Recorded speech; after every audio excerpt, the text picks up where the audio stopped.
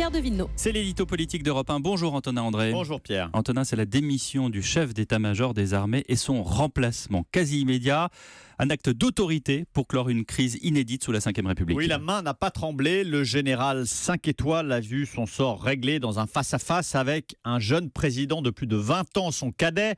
Président qui n'a jamais côtoyé l'armée d'aussi près que dans les défilés d'une génération qui n'a pas connu le service militaire. Sa main n'a pas tremblé, quitte à refroidir un peu plus ses liens avec des militaires qui avaient été charmés par la descente des Champs-Élysées à bord du commande-car le jour de sa prise de fonction et qui sont aujourd'hui priés d'accepter ces coupes budgétaires sans broncher. Silence dans les rangs, le message est clair et il résonne bien au-delà des casernes et des cantonnements. C'est le fameux spoil system annoncé par le président qui commence.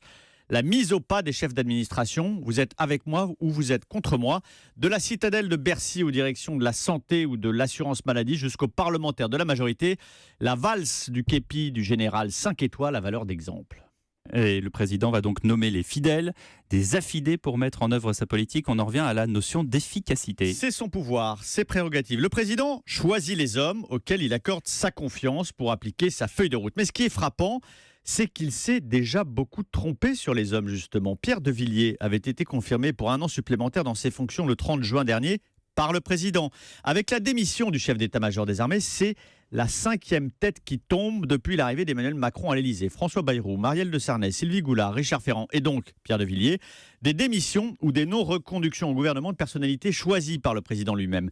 L'une des qualités principales d'un chef est de savoir s'entourer, d'être capable d'évaluer ceux qui sont face à lui pour leur confier la mission dans laquelle ils serviront le plus efficacement. Nicolas Sarkozy, par exemple, se targuait en privé de savoir jauger les hommes, leurs ambitions, leurs limites pour les utiliser au mieux.